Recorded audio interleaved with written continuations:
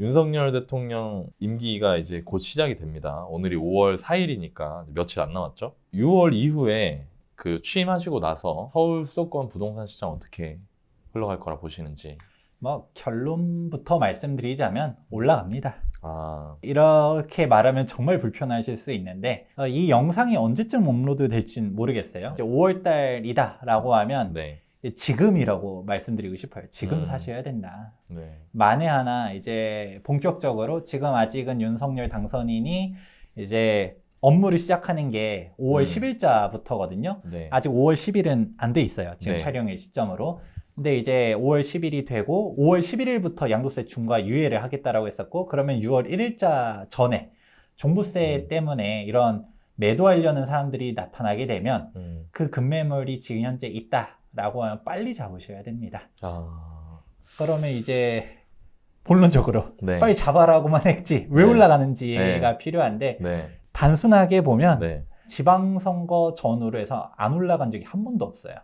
아. 통계를 한번 쭉 확인해 보시면 네. 오히려 대선은 좀 변수가 있어요. 네. 대선 같은 경우는 오히려 특정 지역을 개발하겠습니다 이런 이슈로 막 공약을 내세우진 않잖아요. 네, 그렇죠. 그러니까 전 국민의 대표를 뽑는 자리이기 때문에 정말 중요한 게 대선이지만 이게 특정 지역, 특정 호재 이렇게 움직이진 않아요. 근데 지방선거 같은 경우는 무조건 호재가 빵빵 터집니다. 아. 이거는 여야 좌우가 없어요. 뭐 아무리 재건축을 싫어하는 정당이라 한다 하더라도 그 지역에서 득표를 하기 위해서는 그렇네요. 어떻게 네. 하겠어요? 예를 들어서 양천구 목동이에요. 목동 신시가지 가가지고 우리 정당 기조상 재건축 못합니다. 네. 그대로 사세요 라고 말을 못해요. 아, 그렇네요. 무조건 재건축 규제 완화해줍니다. 뭐 하겠습니다 라고 하면서 움직일 거고, 뭐 이게 재건축뿐만 아니라 다른 재개발이든 여기 재개발 해주겠습니다, 혹은 이제 이쪽에 교통 호재를 놓겠습니다.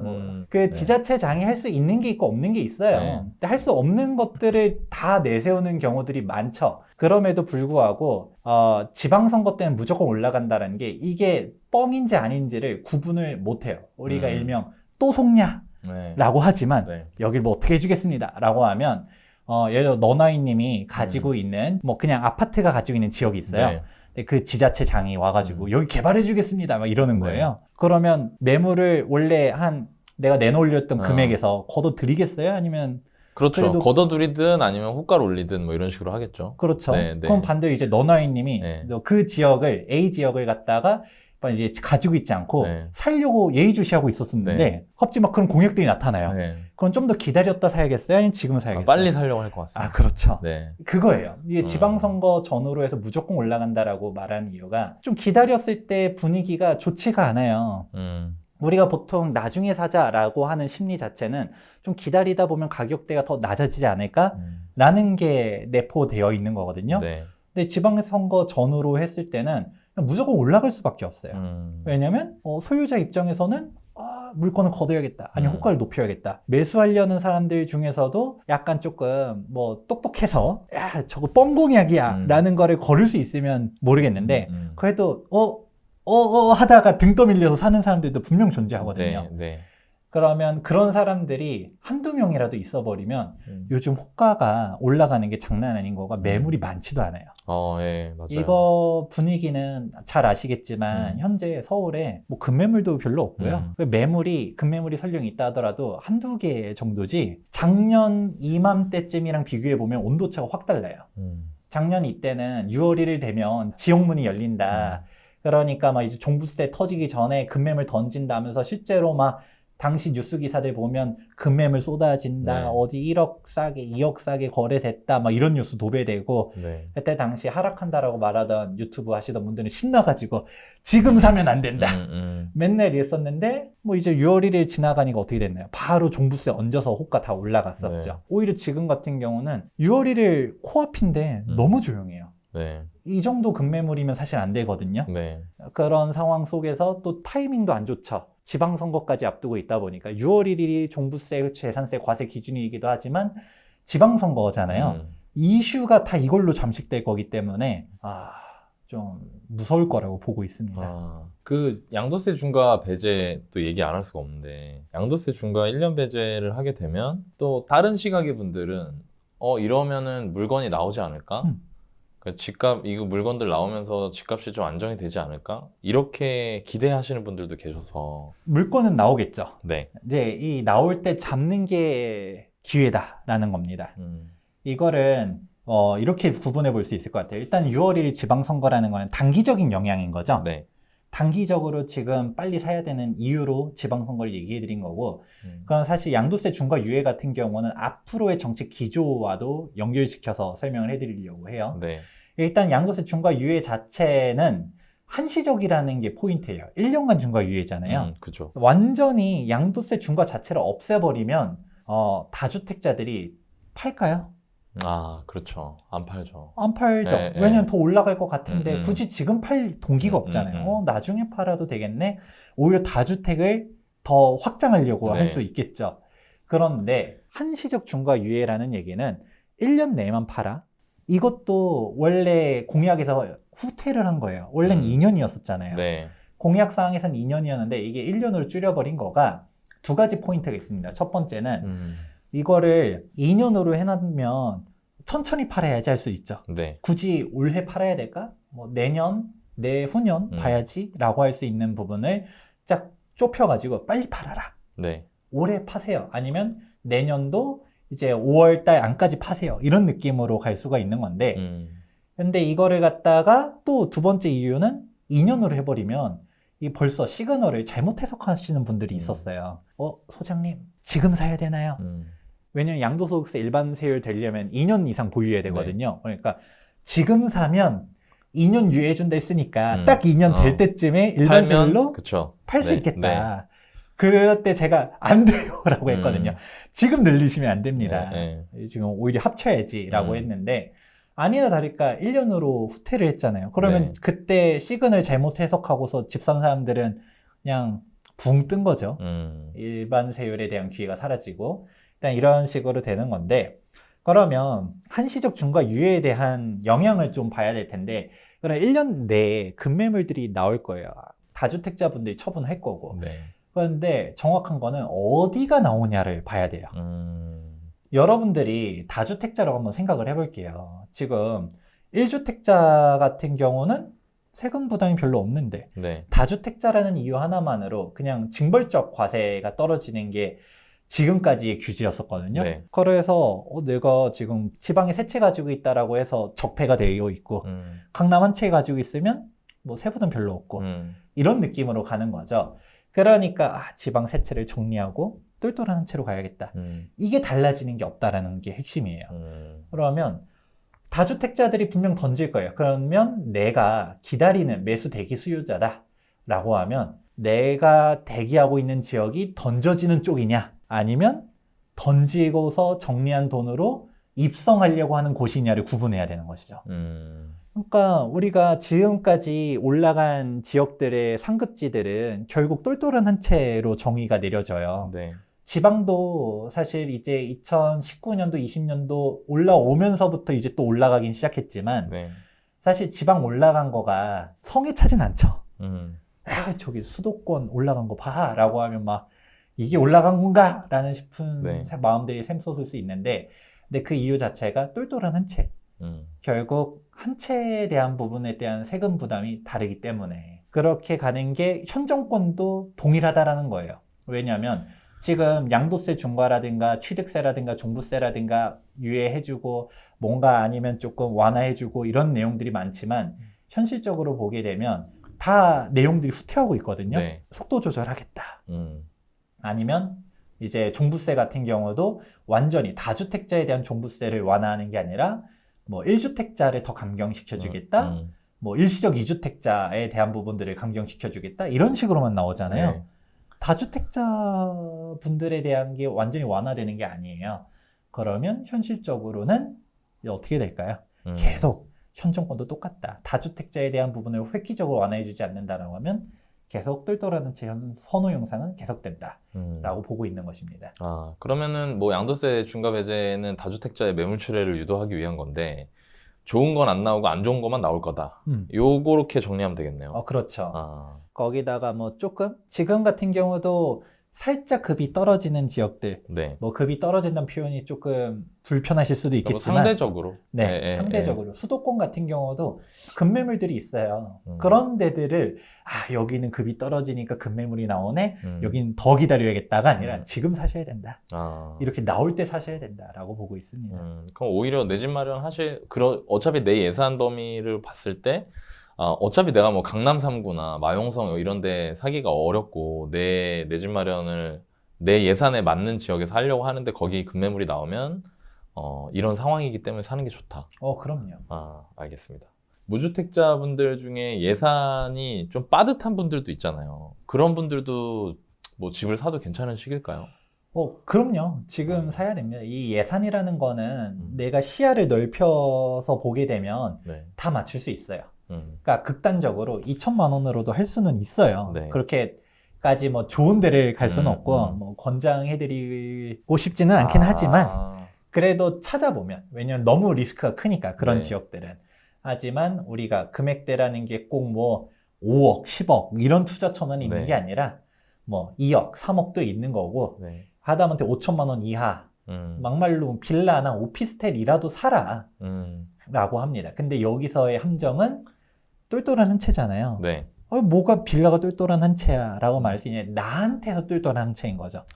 내 가용 자금이 아니면 지금 현재 이 영상을 시청하고 계신 월급쟁이 부자들, 네. 나도 부자가 되고 싶으신 사회초년생들, 네. 모아놓은 돈이 솔직히 사회초년생이 1억 있기가 어렵잖아요. 얼마 없죠. 네, 맞아요. 그러면 눈높이를 낮춰야 되는 거예요. 그렇다라고 해서 막 김재경 소장이 맨날 아파트를 사야 된대. 재개발, 재건축이 좋대라고 해서 재개발, 재건축 아파트 가면 좋죠. 근데 돈이 안 되잖아요. 그렇죠. 그러니까 현실적으로 내가 진짜 빌라라도, 제가 빌라를 별로 안 좋아하지만 빌라도 올라갑니다. 그러니까 몇 천 안 올라가도 애초에 몇 천 투자 안 했네. 얘도 3천 투자에 3천 올라갔어요. 네. 수익률이 100%잖아요. 네. 그렇게 접근을 하는 거예요. 다만 빌라나 오피스텔 같은 경우는 지역별 차이점도 되게 크고 네. 괜히 이제 빌라 갭 투자 같은 경우는 뭐 신축 빌라 갭 어마어마하게 좁혀놓은 것들 막 전세 가액을 갖다가 터무니없이 뻥튀기 해놓은 것들은 잘못하면 그렇죠. 잘못하면 위험하니까. 터질 수가 있기 때문에 리스크가 있기 때문에 잘 알아보라고는 하지만 또 빌라 지역들도 지금 다 올라가고 있는 게 대세긴 해요. 왜냐면 지금 뭐 윤석열 당선인이 재개발 또 풀어주겠다고 하지. 또 이제 지방선거 결과 어떻게 될지 모르겠지만 오세훈 서울시장님 같은 경우도 재개발 풀어준다. 또 모아주택 얘기도 나오면서 전통적으로 노후도 안 되는 지역들까지도 다 재개발 바람이 불다 보니까 저도 사실 무서워요. 이게 이렇게 올라가면 안 될 지역들도 다 올라가고 있거든요. 네. 그런 부분들. 다만 빠져나올 타이밍들을 항상 잘 보고 일단은 들어가는 것 자체는 지금이 타이밍이긴 하다. 그러니까 내가 공부를 안 해서 그렇지 금액대별 투자처들은 다 있다라고 얘기해드리고 싶어요. 그러면 아까 제가 이제 말씀드린 게 내 집 마련이라는 게 개념을 꼭 내가 살 집이 아니라 일단 지금은 자산을 안 가지고 있으면 안 되는 시기다 이렇게 해석을 하면 되겠네요. 그렇죠. 뭐 실거주를 할 수 있으면 좋지만 애초에 2, 3천 얘기로 그 실거주는 어렵죠. 어렵죠가 아니라 없죠. 지방 그렇죠. 어딜 가도 2, 3천으로는 실거주가 안 됩니다. 그렇기 때문에 진짜 농가 주택으로 가지 않는 이상은 어렵기 때문에 그렇죠. 지금 월세 보증금도 안 되는 돈을 가지고서 자산을 갖는 취지로 그렇죠. 지금은 일단은 내가 현금만 들고 있는 건 좀 위험한 시기다 이렇게 해석을 하면 되겠네요. 이제 하이 리스크 하이 리턴 쪽으로 가지는 거죠. 그런 소액 투자 같은 경우는. 하지만 보통은 소장님 저는 돈이 얼마 없기 때문에 못 하는 줄 아는 사람들이 있거든요. 맞아요. 할 수 있다라는 거죠. 그러니까 내가 공부를 안 해서 그렇지 이제 시야를 넓혀라 라고 말을 합니다. 이게 또 그리고 이 얘기도 해봐야 될 것 같은데 금리 인상 얘기를 안 하는 데가 없어요. 그렇죠? 그러니까 이렇게 금리 인상이 확실시되고 있는 상황에 내 집 마련 하신 분들 어떻게 대처하면 좋을지. 결국은 방향성이라고 보고 있어요. 네. 방향성이라는 게 결국은 내가 지금 샀었을 때 더 움직인다, 올라간다 라는 확신이 있다라고 하면 버티는 거고요. 네. 지금 고민이 있으신 분들은 어떤 분들이 고민이 많냐면 내가 그런 자기 확신이 없는 분들이 고민이 많은 거예요. 내가 샀는데 지금 이자가 많이 높아져서 이자 부담이 된다 하더라도 지금 집값이 계속 올라가고 있어. 그러면 고민이 될까요, 이게? 그렇죠. 별로 그냥 어떻게든 이자 내려고 하겠죠. 어우, 네. 지금 이자를 내가 월 100, 200을 낸다 하더라도 네. 집값이 막 몇천씩 올라가는 게 눈에 보여 행복하겠죠. 근데 지금 문제는 시장이 지금 횡보를 하고 있잖아요. 네. 지금 움직이고 있는 시장들은 딱 네 가지예요. 첫 번째, 재개발, 재건축. 그러니까 재개발 하나, 재건축 하나, 그리고 강남. 네. 맨 마지막 하나가 이제 소액 빌라들. 음. 이렇게만 움직여요. 당장 마포구랑 성동구만 해도 아파트들이 안 움직여요. 네, 맞아요. 그게 지금 현재의 시장인데 여기서 마포구랑 성동구는 안 움직이는 게 오히려 다행이죠. 더 외곽으로 가면 오히려 급매물들이 나와 있잖아요. 근데 지금 팔고 싶어도 나도 상급지로 가고 싶은데 안 팔려요, 소장님. 이런 사람들 되게 많거든요. 근데 여기서 이제 고민들은 결국 그거예요. 이게 금리가 중요한 게 아니에요. 이거는 어떤 식으로 얘기해드리냐면 이전 장을 한번 보시게 됐을 때 네. 노무현 전 참여정권 때 급격하게 올랐잖아요. 네. 그때 당시 기준금리 몇이었는지 기억나시나요? 금리 엄청 높았죠. 그때 뭐 담보대출 금리 막 8%씩 했었으니까. 맞아요. 네. 그때 당시 최저금리가 3%대였고요. 네. 그러니까 최저금리가 3%대였었어요. 그러니까 이제 기준금리가 가장 낮았을 때가 3%대였고 가장 높았을 때는 5%까지 네. 갔었거든요. 그렇죠. 그런 식으로 가니까 주담대는 8%까지도 갔었고 지금 생각하면 미친 거 아니냐 사채냐라고 생각이 들지만 그때도 다들 대출 받아가지고 열심히 부동산 투자하고 그랬거든요. 네. 결국 월 납부하는 금리가 중요한 게 아니에요. 이자가 중요한 게 아니라 사실 나는 그 이상의 레버리지라는 게 뭐예요? 그 기회비용을 더 활용할 수 있느냐 없느냐의 차이잖아요. 그래서 그런 지렛대 효과를 쓸 수 있다라는 확신이 있으면 사실 그거는 고민이 아니라고 보고 있습니다. 즉 네. 여기서 고민하시는 분들은 확신이 없든가 아니면 일전 생각이 조금 기억이 나요. 저희 월급쟁이 부자들 작년에 출연했었을 네. 때 너나이님이 하셨던 말 중에서 감당 가능한 선에서 해라. 이 말이 맞거든요. 뭐냐면 자기 확신이 없어버리면 이게 흔들리는 거예요. 내가 대출을 풀로 땡겼어요.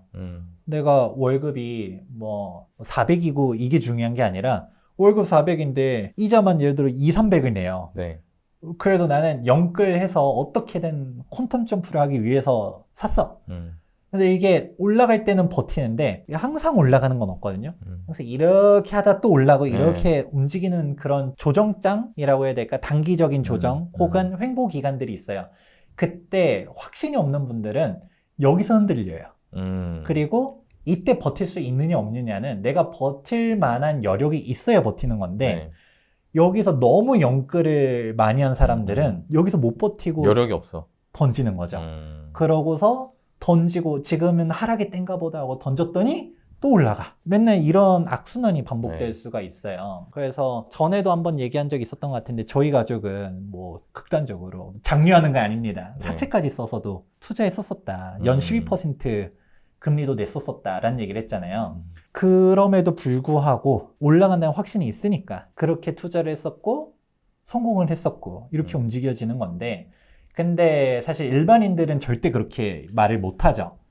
그러니까 내가 감당할 수 없는 상태까지 움직였기 때문에 그런 사람들이 고민이 많은 거지 본인이 이제 방향성에 대한 확신이 있고 소신이 있고 아니면 내가 감당할 수 있는 성과의 대출을 받았었으면 그런 고민을 날릴 수가 없어요. 전 그렇게 보고 있습니다. 그러면은 뭐 예를 들어서 내가 한 월 300만 원 정도 받고 있고 나는 투자에 대한 확신이 어느 정도 있다. 내가 그런 물건을 뭐 다른 사람의 힘을 빌려서든 아니면 내가 공부를 해서든 나는 이번에 꼭 내 자산 취득을 하겠다. 이런 분들이라고 하면은 대출 얼마 정도 받으면 적정할까요? 내가 확신이 있으면 막말로 300만 원 다 이자로 못 내요. 그러니까 저는 그렇게 생각해요. 뭐냐면 보시는 관점이 이제 그 관점이시군요. 그렇죠. 확신을 어디까지 가지고 있냐. 그렇다고 해서 물론 그렇다고 300을 다 낼 수는 없죠. 네. 왜냐하면 내 생활비도 있어야 되니까. 근데 내가 극단적으로 컵라면만 먹어도 나는 버틸 자신이 명확하게 있다. 네. 라고 하면 쓰는 거죠. 왜냐하면 우리가 투자를 하려고 했었을 때 자산을 어디까지 우리 시드머니라고 하잖아요. 네. 내가 어디까지 맞췄냐에 따라서 갈 수 있는 입지들이 확확 달라지기 때문에 네. 그만큼 아웃풋이 다르잖아요. 그거에 대한 확신. 그래서 뭐 전월세 논쟁들 있잖아요. 전세 살지 말아라. 네. 월세 또 살면 안 된다라고 말하는 사람들 네. 있고. 근데 이거는 결국 저는 이렇게 귀납이 된다라고 보고 있어요. 음. 뭐냐면 그러니까 전세가 사실 좋죠. 월세 내는 건 사라지는 돈이잖아요. 네. 근데 이거는 이렇게 정리가 되는 거예요. 뭐냐면 내가 그 돈을 활용할 수 있으면 무조건 월세가 좋은 거고 활용할 자신이 없으면 전세가 좋은 거죠. 이거는 다 소신에 맞는 거예요. 무조건 월세가 좋습니다. 무조건 전세가 좋습니다가 아니라 내가 전세 보증금이라도 빼서 월세 살면서라도 투자를 해서 그 이상의 소득을 확보할 수 있을 자신이 있다라고 하면 월세 살면서 조금 고생한다 하더라도 자산가액 상승을 기대하는 걸로 움직여지는 건데 그런 것도 없이 그냥 뭐 나는 월세 살았는데 그 전세 보증금 확보한 걸로 투자도 하는 은행에만 넣어놓는다라고 하면 월세가 바보 같은 일인 거죠. 결국은 같은 얘기인 거예요. 이게 보는 관점에 따라 다른 건데 내가 즉 투자에 대한 어느 정도의 확신, 어느 정도의 스터디가 돼 있어가지고 이쪽을 가면 그 이상의 자산을 확보할 수 있을 것 같다라고 하면 월세든 신용대출이든 하다못해 부모님한테 조금 손을 벌리든 네. 하더라도 잡을 수 있는 선에서 움직이는 게 맞죠.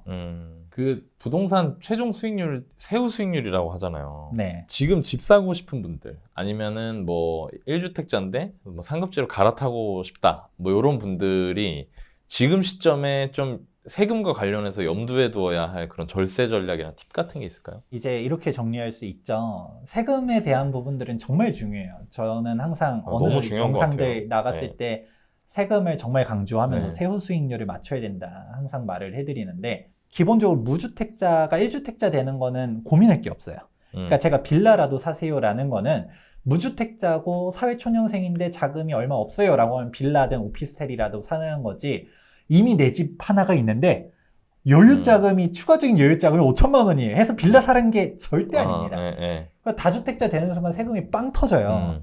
절대 하면 안 되는 짓이라고 얘기를 해드리고 싶고요. 그리고 이미 다주택자이신 분들 같은 경우는 이번에 양도소득세 한시적 중과 유예해줄 때 빨리 정리하셔야 됩니다.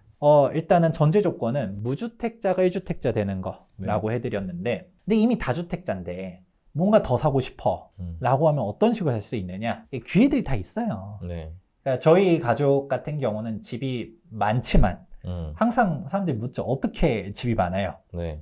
라고 했을 때 세금을 피하는 가장 쉬운 방법 인별과세를 노려라 라고 합니다. 우리가 양도소득세 같은 경우는 세대 기준으로 가지만 종합부동산세가 사실 무섭잖아요. 네, 그렇죠. 종부세는 인별과세예요. 맨 처음에 노무현 전 참여정권 때는 이거를 합산을 했다가 헌법 불합치 판정을 받아가지고 위헌 났죠, 위헌.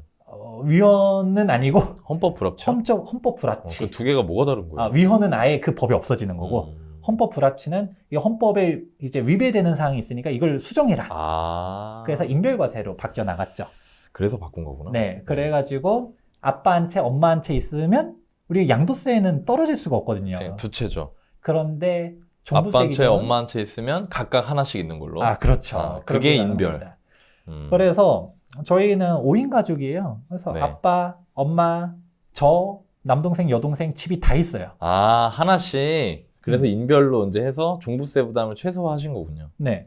그러고도 이거 말고도 세법적으로 피해갈 수 있는 방법들이 있어요. 뭐 간단하게만 얘기하자면 뭐 재개발의 올근생 건물, 통건물 있죠. 네. 그런 것들을 또 역시 종부세라든지 취득세라든지 양도세라든지 피해 나갈 수도 있고 도로 부지 이런 것도 네. 있고 아니면 뭐 무허가 얘기는 나중에 뭐 기회가 되면 한번 네. 설명해 드릴 거고 이제 법인 같은 경우 다 끝났다라고 하지만 법인으로 무허가 사는 것도 아직 조금 남아 있고 네. 이런 식의 아니면 제일 추천하는 거는 입주권, 멸실된 입주권 투자 네. 뭐 이런 식으로도 얘기를 해드리죠. 왜냐하면 멸실이 됐다라고 하면 취득세가 4.6으로 토지분 취득세 4.6이 되죠. 네.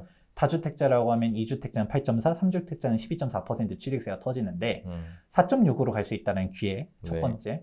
그리고 멸실이 됐으니까 종부세를 안 내겠죠. 네, 그렇죠. 이런 부분. 잠깐만요. 정리 한번 해볼게요. 자, 일단 토지를 한다는 말씀이시죠. 그렇죠. 그죠? 멸실된 재개발직에서. 주택이니까 주택이 아니라 토지만 사는 거고 토지를 살 때 취득세는 4.6%. 네. 그죠? 원래는 다주택자는 2주택, 3주택으로 넘어갈수록 취득세가 뭐 8.4, 12.4 이렇게 넘어가는데 이거는 그냥 4.6%만 낸다. 네. 그러면 일단 첫 번째 취득세에서 이득이 있다. 그죠? 그리고 아까 말씀하신 게 보유세. 보유세에서 종부세를 말씀하시는 건가요? 네. 네, 종부세가 어떻게 되는 거죠?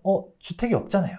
주택이 없으니까 종부세 해당이 안 되겠네요. 네. 오케이, 좋습니다. 재산세는 어떻게 돼요? 재산세는 이제 토지분 재산세만 납부하죠. 아, 토지분 재산세만. 네. 원래는 재산세를 7월, 9월 토지랑 건물 따로따로 내는데 또 토지만 낸다. 네. 그리고 양도세. 이제 양도세인데 네. 아마 많은 분들이 입주권은 주택수에 들어간다라고들 외우고 있을 거예요. 네, 저도 들어간 줄 알았어요. 네, 입주권은 주택수에 들어가는 걸로 알고 있는데 네. 정확하게 알아야 돼요. 다른 주택을 양도할 때 주택수에 산입이 되는 건데 아, 그거 자체는 주택이 아니다. 입주권 자체는 권리예요. 아, 네네. 좋습니다. 그래서 입주권을 양도할 때는 일반 세율입니다. 네. 그렇게 가서 이제 입주권 투자도 있고요. 그리고 1주택자한테는 가장 추천드리는 거는 대체주택 특례조항 활용해라. 지금 우리가 일시적 2주택 말하잖아요. 소득세법 시행령 155조 1항 같은 경우는 이제 둘 다 조정이라고 하면 B주택 취득으로부터 1년 내에 A주택 팔아야 되고 또 네. 1년 내에 A주택에 입주를 해야 돼요. 네.